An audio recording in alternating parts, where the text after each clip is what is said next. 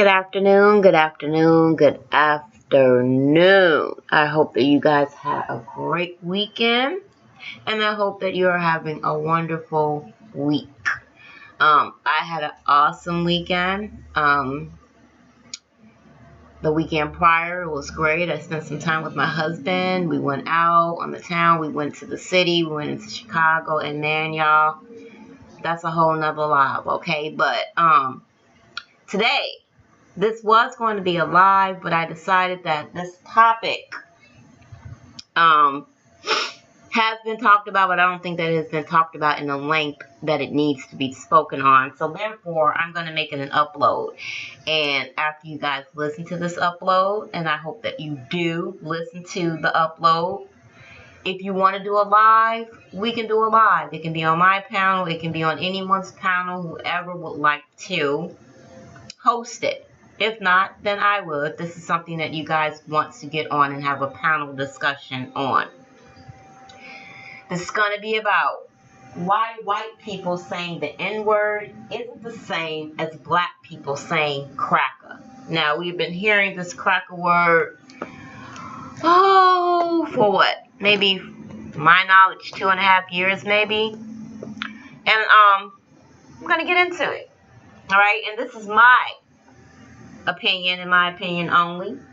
If you feel some type of way about it, that's on you. This is not about your feelings. This is about being right. This is about how you people feel about the cracker word and how we people as black people, black Americans. I do not identify myself as African American. I identify myself as black American. Okay, so let's get that together. Not all of us are from Africa. Okay, not all of our ancestors originate in Africa. Okay.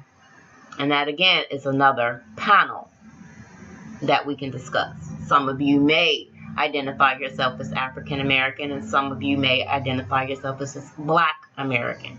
Either way, it's on you. Me, I'm not being politically correct. I am a black American. Okay. So here we go. With a topic that often sets many of my white people ablaze. We all know the N-word is a sensitive subject where there's no unanimous agreement on who's allowed to use it. White people are often criticized for saying or wanting to say it. Many people think it's unfair that black people get a pass on saying it while others don't, especially when it seems black people are allowed to say slurs like cracker and hunky without as much critique. It doesn't seem fair. When I try to put myself in your shoes, I see where you're coming from, kind of. How come Shay, who is black, can say nigga, but hypothetical white Shay can't? As an added bonus, black Shay also gets to say white slurs too. In the game of who gets to say certain racial slurs, it seems like white people always lose in this arena. If you're a white person, you might feel constantly policed and picked on. With my hand over my heart, I can assure you this is not the black community's way of getting back at white people. This isn't about telling whites what they can and cannot do, nor is it about giving black folk preferential treatment or amends for the historical use of the N-word. Though I am still waiting on those monetary reparations that the UN said the government owes us, I'm willing to trade my ability to say the N-word without reprimand for said reparations.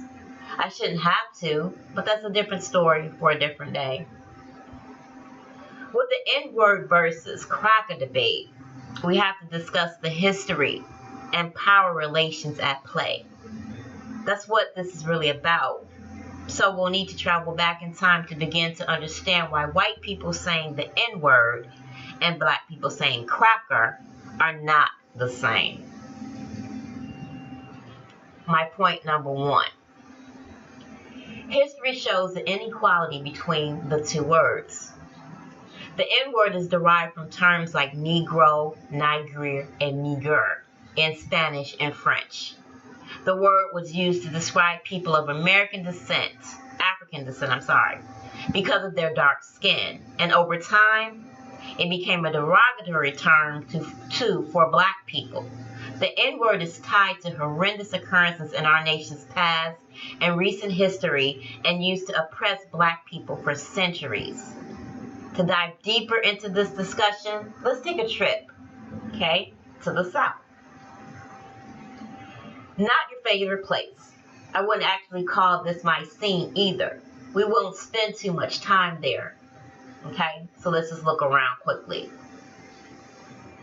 Can you hear what the slave master on the plantation in front of us is yelling at that slave? What's that he's saying in between that each cracking of the whip against that man's bare back? Yes, there's that nigger N-word. Okay? Take a breath here. I know many folks don't like when Black people play the slavery card because it makes them feel uncomfortable or guilty. But this isn't a guilt trip. I never want you to feel guilty, as guilt is not a helpful reaction.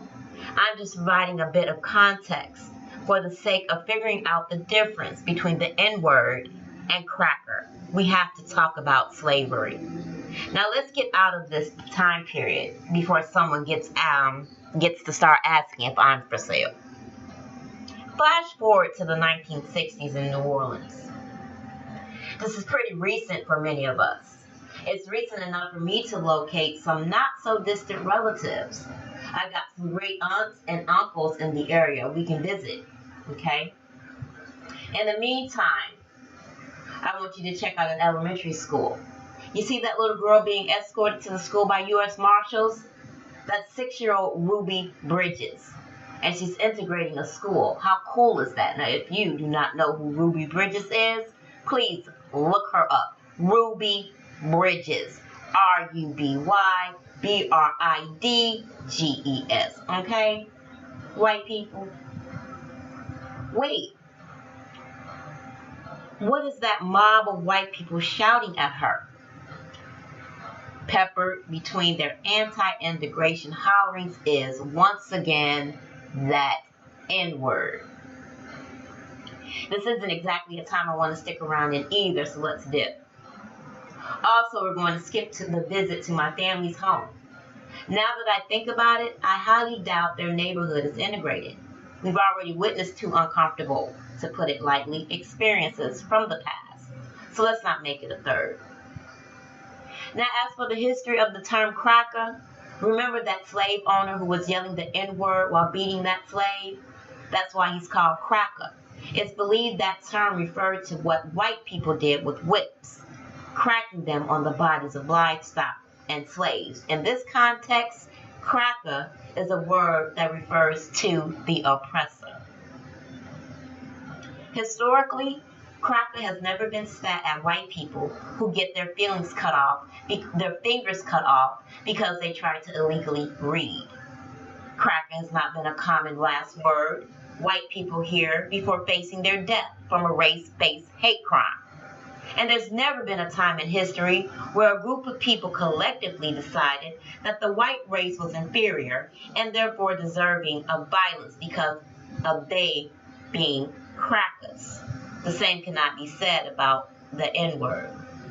Sure, the N-word isn't always used in the same context anymore, and cracker no longer refers to a slave master anymore, but I caution anyone who wants to ignore this history of these words. Historical context matters. Slavery happened. Jim Crow happened.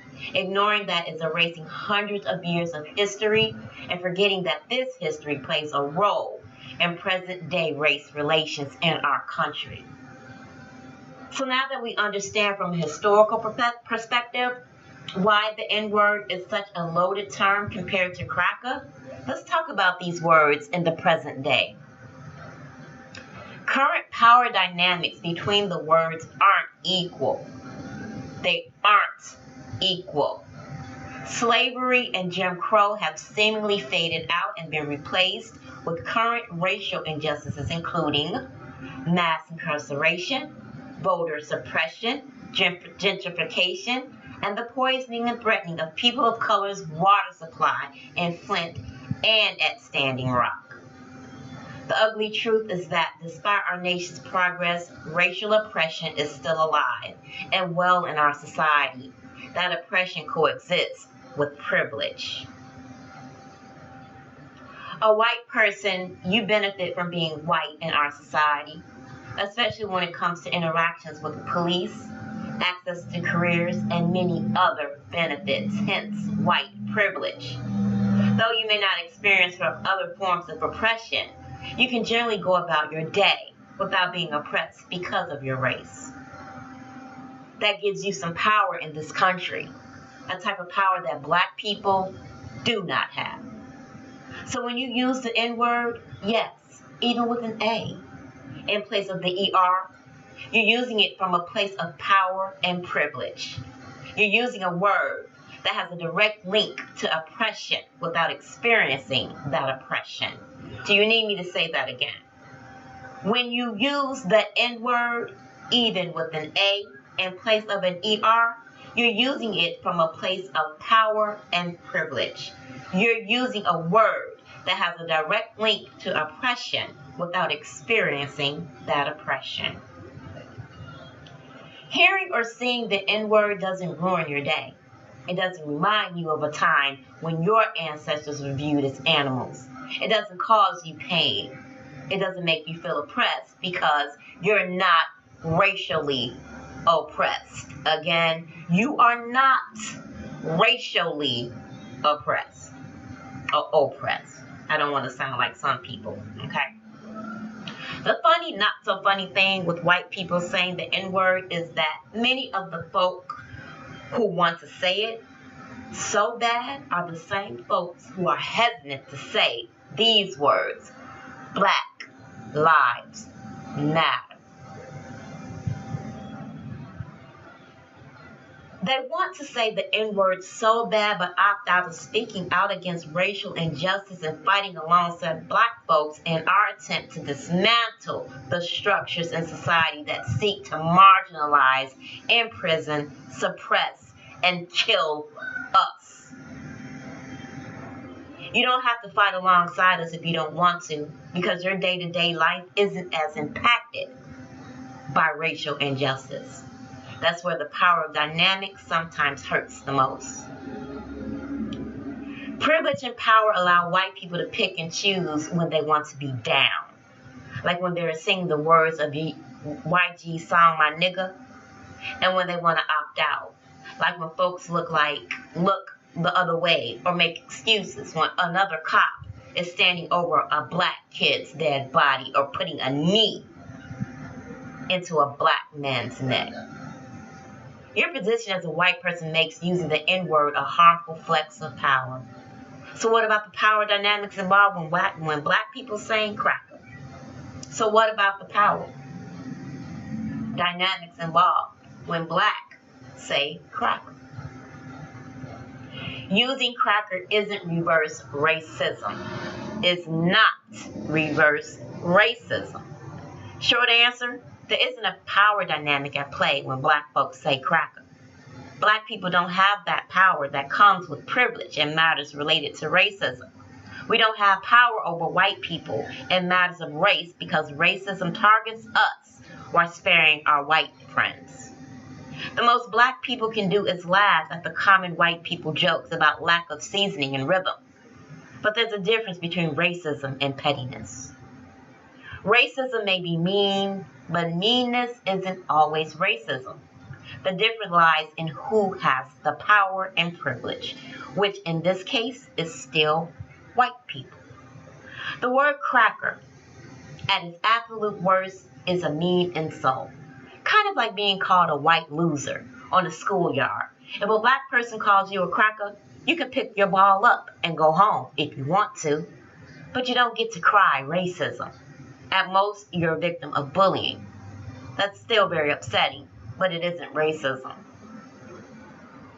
I'm not going to harp on and on about how reverse racism or discrimination against white people isn't a thing. Okay?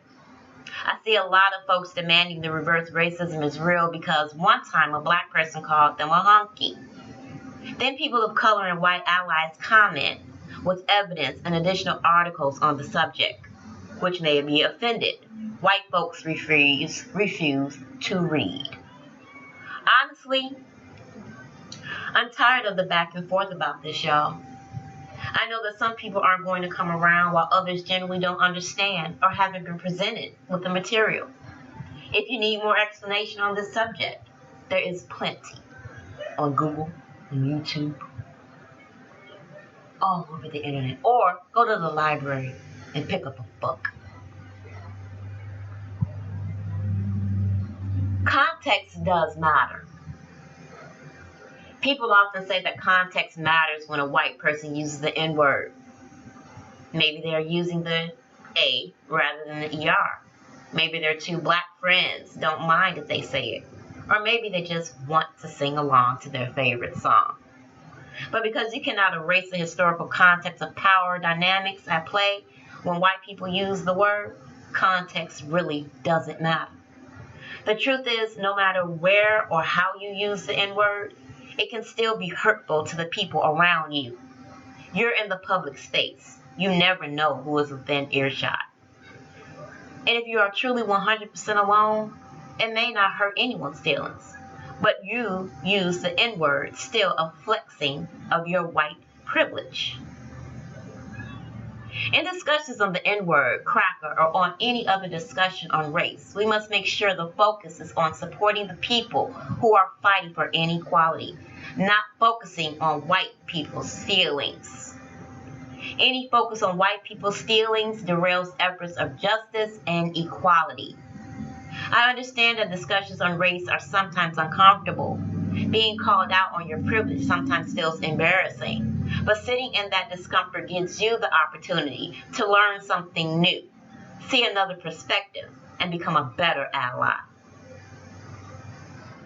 So before you open your mouth, lick your hands, or start hammering away at your keyboard to explain how something isn't fair or how you feel attacked, think about how you might be making yourself the focus of a discussion at the expense of progress for a marginalized group.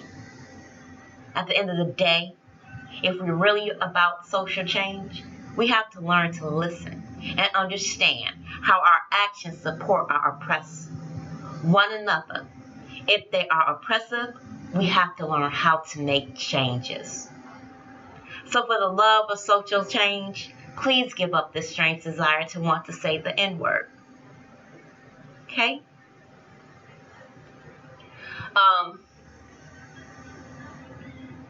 For those of you, Jen and Jay, because you're the ones that are constantly bringing up this cracker word. If you're not racist, can you do an upload and speaking on Black Lives Matter? Can you either say Black Lives Matter? Because your fam all consists, the majority of, Black Americans, Black women, Black men. I'm going to be the first to say I was a hypocrite. When I came back to YouTube, I needed numbers. I needed people. I overlooked your racism.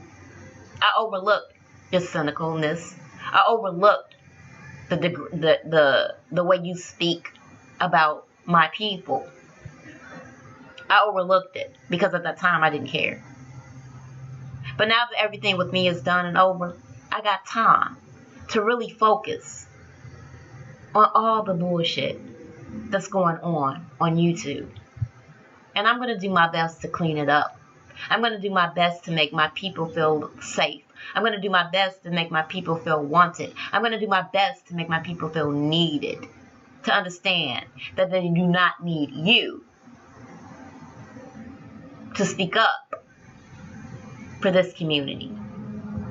You're not the voice of this community, nor have you ever been the voice of this community.